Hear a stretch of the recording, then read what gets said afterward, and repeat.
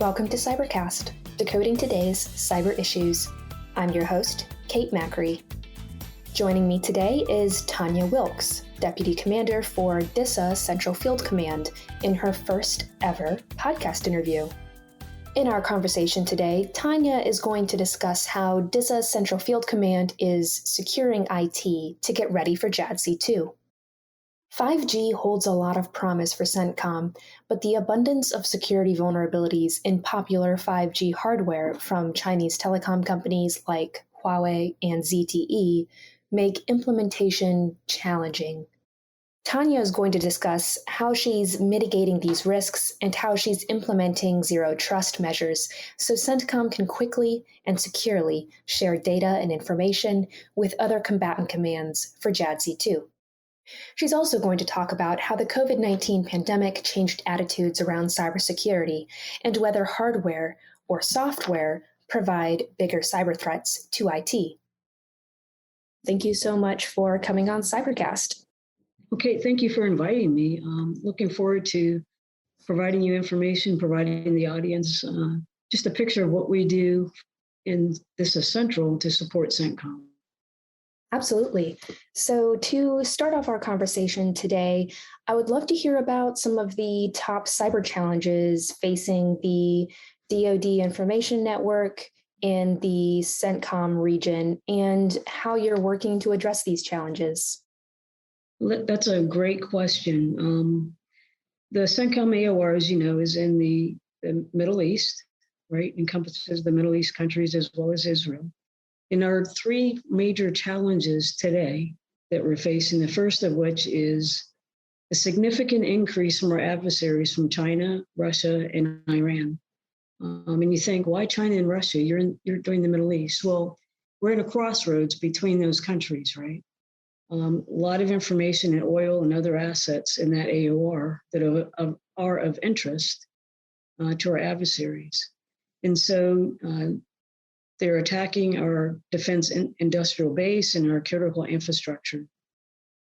Now, what are we doing to address that? This is a team sport, right?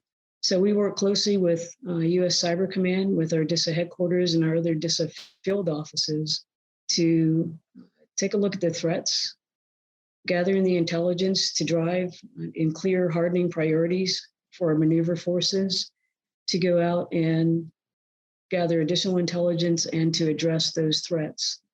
The second biggest one, and this one dates back for quite some time, and that's the proliferation of Huawei and ZTE telecommunications infrastructure through the China's Digital Silk Belt Road Initiative. And why is that a threat? Well, so China has been able, through the Silk Road Initiative, in providing inexpensive technologies to multiple places around the world, has proliferated their equipment. The equipment is what we found has vulnerabilities and is able to provide information that we prefer it not do that back to China and its friends. So what are we doing about that? We have discussions with the Ministries of Communications and Ministries of Defense, as well as the State Department, on ensuring our partners understand the threat. While I understand the economic desire to have less expensive equipment, with that comes inherent threats. So ensuring they understand the threats and that we can work together. So that takes constant and consistent messaging with our partners in other countries, with CENTCOM and with its components to ensure that we're all saying the same things and understanding same information. It goes back to, again, this is a team sport. It can't be just a central doing it by itself. We have to use and communicate with others to accomplish that conversation. The third piece would be the back traffic vulnerabilities to sensitive data due to our aging hardware and software encryption algorithms. We're working with, and what does that mean? So we're encrypted, right? And there's an opportunity if someone captures encrypted information while they can't use it today, through all of the technology gains, eventually they may figure out what it says, right?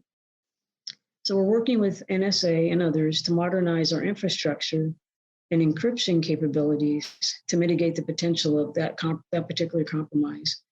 Other things that we're doing, we're ensuring that we are hiring the right folks, training people, creating mindset across how just not the technicians know about cybersecurity, but including what do end users understand about cybersecurity. We all have, I'm sitting at home here with my laptop talking to you on Zoom. So I have inherent vulnerabilities there. And so when we start to use more end devices, and that's a later question, I guess we'll talk about, we start having mobility, introduces the potential of other endpoints and security challenges for the infrastructure itself. So those are the three the key three that are facing us today. Attacks by China, Russia, and Iran, Huawei and ZTE equipment in the infrastructure. And it's not just in the Middle East, that infrastructure is being placed in other countries as well with our partners. And a third one would be back traffic vulnerabilities. Gotcha. So how do C2 principles impact your mission? And can you discuss the role of cybersecurity within C2 principles, and kind of building off of what you were just talking about, back traffic vulnerabilities? Can you dig into the importance of secure information exchange and how that's critical to the work that you do via DISA Central Field Command? Right. Another good question, multiple layered question. So C2 is critical, right? Command and control. We have to know who's on our left, who's on our right, and who's responsible for what. In addition to that, we have to share information quickly. A challenge today is how well we are able to share that information, provide that same site picture for all. And later on, we'll talk about JADC2 and the importance of that, and maybe that is going to help us accomplish that, so that we can share information for proper command and control as quickly as possible. We have to be maneuverable and adaptable to support a fast, ever-changing cyber landscape. The cyber landscape is not standing still. When I first started doing this, it wasn't called cybersecurity, and I've been in this business for a while, so I'm not going to tell you the years, but I will tell you, we moved slowly then. Our adversaries moved slowly then. That has totally changed, where our adversaries are moving quickly, so our command and control structures and interfaces have to move as quickly as well, right? So that we can respond. We have to respond at net speed. So going forward, defending our customer or CENTCOM's area of operation should become easier as we have effective data sharing platforms, once those are starting to be implemented, right? As we look at JADC2 and other things that are going to occur, zero trust, and all of those avenues that we're using to protect the current infrastructure and the current information sharing environments, but also the environments of the future. I think we'll be in a steadfast way to help C2. C2, again, is integral to what we do in defensive cyber operations for U.S. Central Command. Can you talk a little bit about how intelligence collection drives DoD information network operations and the role that cybersecurity plays in this? Sure, I'd be glad to. So intelligence gathering is critical to how we defend the DoD. And the DoD consists of many components, of which DISA Central is responsible for protecting and operating a portion of that as a part of a larger whole, right? And particularly, we focus on U.S. Central Command. And so the intelligence that we gather and the effects we're able to create with that to protect CENTCOM's AOR are critical. If we don't have the intelligence, then we don't know where to point our assets. We could potentially provide inadequate protections. And so that intelligence feeds what we do. I have to know where the challenges are, where the vulnerabilities are, so that I can properly place protections against that, and also alert our customer or mission partner, U.S. Central Command, as to what they need to be looking at as well, right, to get after that and potentially get ahead of it, if that makes sense. Yeah, definitely. What are some of the cyber challenges associated with that, with intelligence collection in particular? So I would say today, some of those challenges may include making sure that we're sharing information, and I alluded to this earlier, and sharing information quickly across the C2 infrastructure, right?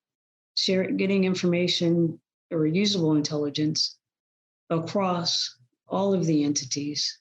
At times, it may be the intelligence information may be stovepiped into one particular entity within the DoD. And so the goal then, as we move towards JADC2 and Zero Trust, is to share information in a more dynamic manner so that we all see the same things, because something happening in another area of operation may actually not be happening to me yet, but it may happen to me in the future. So I need to know that.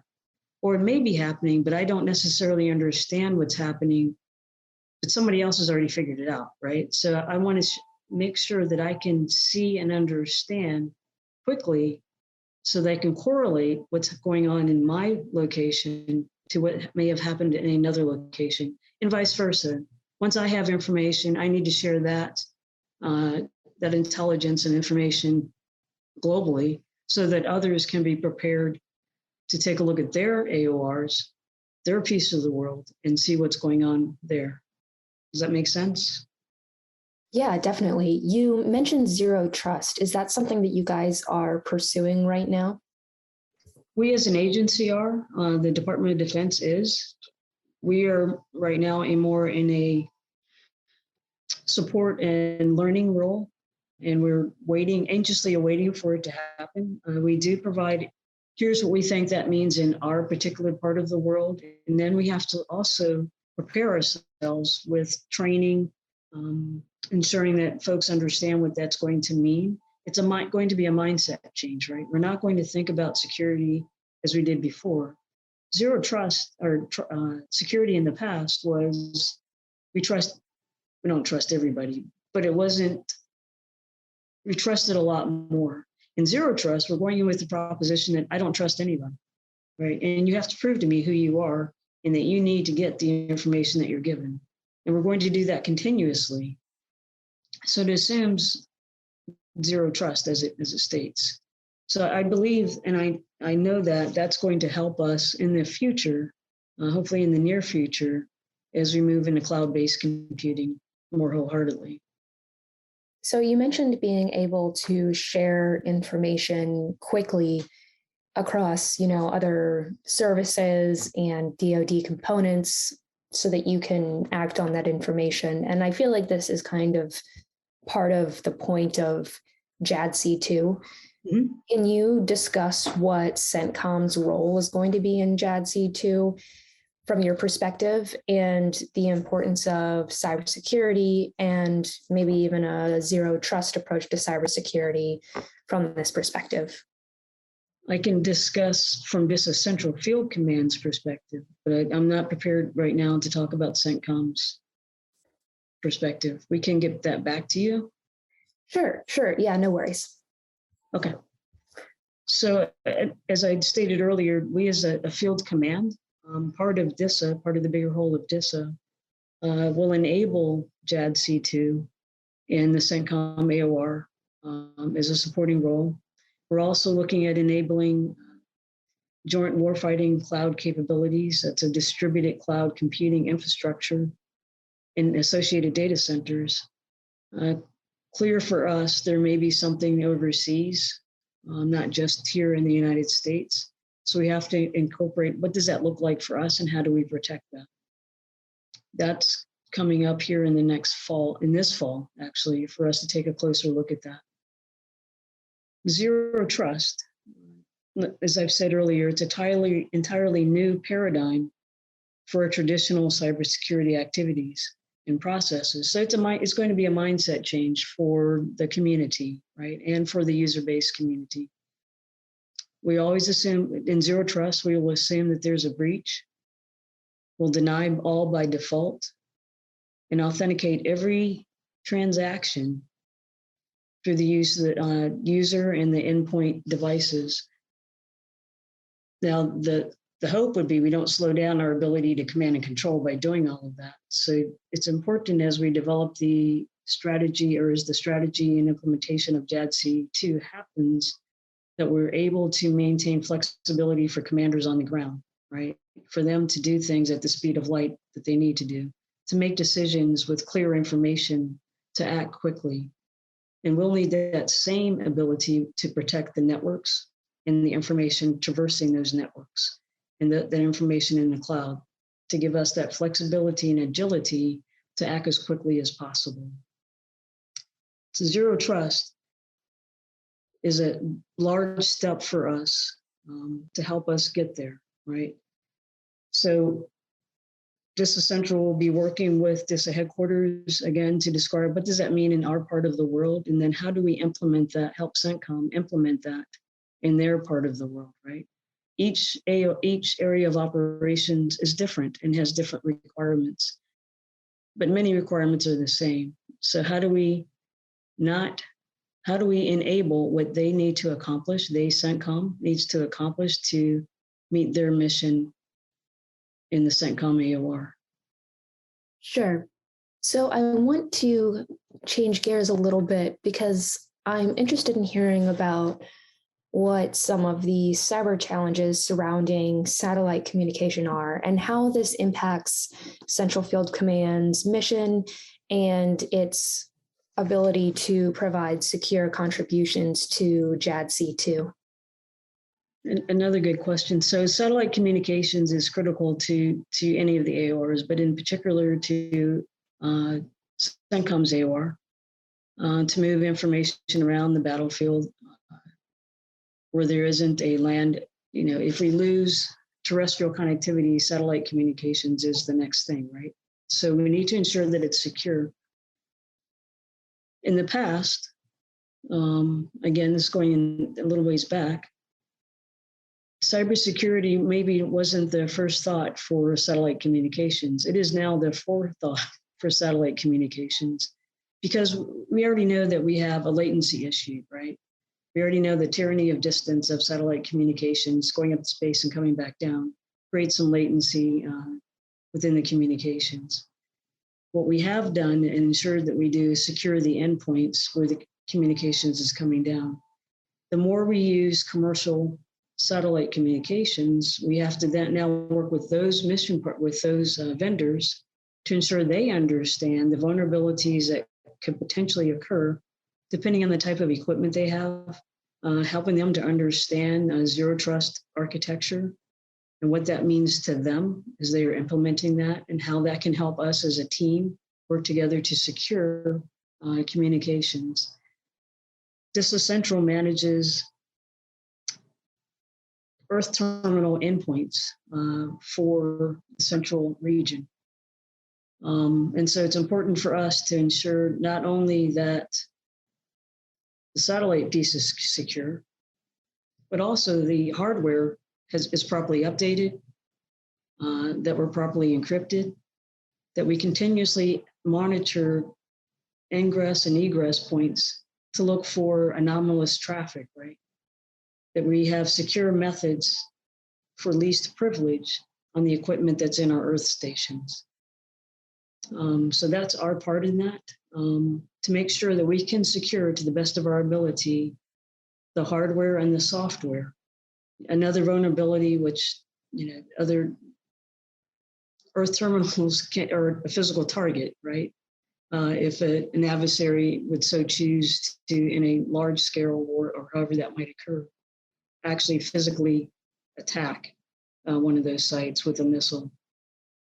But barring that, we still have to look at how well are we protecting the Earth stations, this from a cybersecurity perspective. It also goes back into mindset change, training, continuous training, reminding folks that the cyber world has changed how we need to look at things.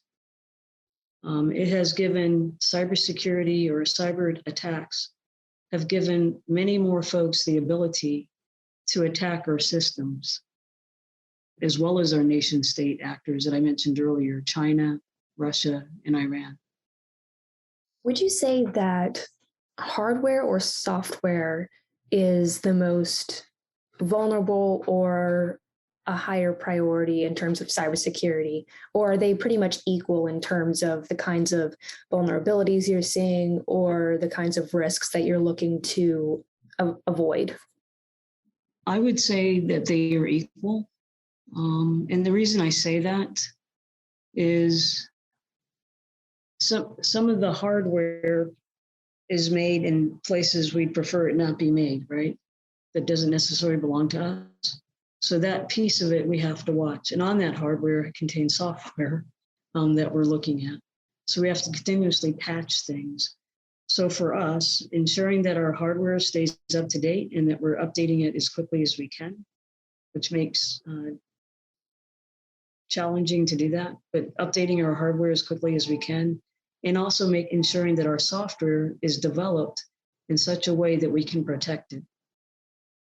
So I would not say one outruns the other. I would say they're running together as a need to protect both. Mm-hmm. Gotcha. So I guess tangentially related to satellite communications, is the emergence of 5G capabilities relevant to DISA Central Field Command? And if so, what are some of the top security risks posed by that? And I know you already talked about Huawei and ZTE a little bit, and I imagine that probably has something to do with your answer. It certainly does. So 5G brings with it great things, right? Mm-hmm. And with great things, some risk that we will have to mitigate. 5G is bringing quite a bit of capability to not me at work, but also me personally, right? And so we all have to think about what we're doing and the equipment that we're doing it on. So yes, part of the answer is going to be, yes, Huawei and ZTE, because of its low price point, has been proliferated worldwide, particularly in developing countries, and as we're finding in developed countries as well, to include here in the United States, because of their low price point. And with that, we found, and that this is public knowledge, we found that there are some security vulnerabilities with that. So it goes back to education for our partners, for the vendors that we use, for our mission partner, US CENTCOM and its components, for particularly the Gulf cooperation countries in the Middle East, that we ensure that they understand the vulnerabilities they could potentially be walking into when they purchase that equipment. And I can't say much more about that. No worries. It sounds like cyber training and education is one of the big themes of cyber strategy at DISA Central Field Command, especially given the rate of cyber attacks and all of the vulnerabilities and issues with hardware that you were mentioning. Absolutely. Training and action, right? Getting our folks trained so they can see something, right, make a decision, and get after it, right? Mm-hmm. And report it as quickly as they can. The flash to bang has increased tremendously in our field command. Over the last 2.5 years, we have been able to bring in some cyberspace experts to help look at and defend the CENTCOM AOR. And it is working wonderfully. We're able to work closely with CENTCOM, with their cyber team, to ensure that we have the same information at the same time, and are able to look at information or the threats simultaneously and see if we're coming up with the same answers. We've also done simple things, which doesn't sound, but placing together not just the cyber team, but putting them together with what's going on in the network. So while we used to think it was a few years ago, it was just a network problem. Well, that network problem may actually be a cyber problem, right? So ensuring that those folks are talking to each other and correlating the information as to cause, effect, and actually root cause has been tremendous in helping work in CENTCOM's AOR. Gotcha. So can you discuss some of the cyber challenges or priorities regarding mobile technology and communication systems for DISA Central Field Command? And I feel like you kind of already answered this a little bit. It sounds like education and training are pretty big priorities, but I'm curious if you had anything to add to that on that particular topic. Yeah, certainly. So, one thing that we've seen over, COVID brought some really bad things. One of the things it did do, though, was proliferate the use and desire to use mobile devices. In the past, prior to COVID, I think the use of mobile devices wasn't that large, to be quite honest with you. And now it's as though everyone has one, wants one. So what we are doing is ensuring that the endpoints are secured, ensuring that our user community understands how to secure it, how to use it securely, what they can and can't do with it. The mobility devices that we have today and that we're fielding in the future will allow for data at rest and data in motion encryption, and then giving end-to-end encryption. So just that piece of it goes beyond the education piece, right? In case somebody misses the class or doesn't understand, we need to also ensure that the path and that the devices are secure. And DISA as a whole has done a great job of that. I have a team here at DISA Central that provisions secure devices for CENTCOM, working directly with them to ensure they have all of the devices they need as quickly as they need it so that CENTCOM can maintain secure C2 communications whenever and wherever they need to. So I've got one more question before we wrap up today, and it's about cyber hygiene, which I also feel like we've been talking a little bit about throughout this whole interview. How does cyber hygiene impact cyber for DISA Central Field Command? And given DoD's past struggles with cyber hygiene, how are you prioritizing this at DISA Central Field Command? So cyber hygiene, we typically think education and things like that we've already discussed, right? There are other things that are in the background that the community we've put in place to include vigilance, right? See something, say something. Does not just apply to see a bag that someone has discarded. But if you see something on the network that you say, that was strange, I think I need to report that, right? Often some of the tippers that we get within the field command come from our end users or from end user devices. Now, there are also ways that end user devices are monitored and tracked for those anomalous happenings and reported up. So that happens just as a matter of fact of how we do business as an agency and as a department to secure our end devices. User training, we also have CENTCOM has put in place little ways to ensure that we don't bring devices into the facilities. So my cell phone, if I want to bring it out of my car, out of the 100-degree weather in my car, I can bring it into the building in a secure location. I have to turn it off and put it in a secure sleeve. I cannot use it within 20 feet of the building. So there are some things that CENTCOM and DISA Central have put into place that go beyond education to ensure in case someone missed or misunderstood what they learned or forgot something or something changed, that we have a way of alerting the system that, hey, there's a user out there that may need some help, that we need to check on that device. The other way that things happen is if something occurs on my laptop gets isolated until we can figure out what that was, right? So it's a multi-layer approach to cyber hygiene that includes education most wholeheartedly and ensuring that our folks understand the changing landscape and keeping them updated as to what's going on. And there's also those physical things that we do as far as, you cannot bring your cell phone into the building. It has to be locked not just in a lockbox, but in a secure pouch that does not allow any emissions to or from your phone in case you forgot to turn it off, or in case somebody is able to turn it back on from afar. So we have to ensure that we understand that it's a team sport. I, the end user, have to be part of that, have to participate in that. And then the infrastructure itself, we have put in things in place to ensure that we are protected as well, because a vulnerability to one is a vulnerability to all, potentially. So it goes back to zero trust, right? Yeah, it sounds like you guys are already implementing a lot of the key zero trust principles in the cyber hygiene practices and just the general cybersecurity measures that you're already taking.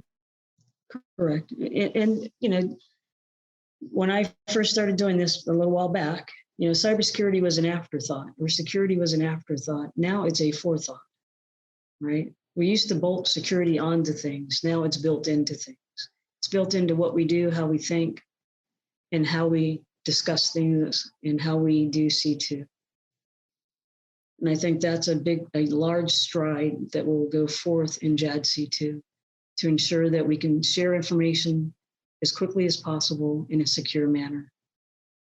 Awesome. Well, I don't think I have any more questions today, unless there was anything that you wanted to add about general cyber efforts and priorities at Central Field Command before we wrap up. The only thing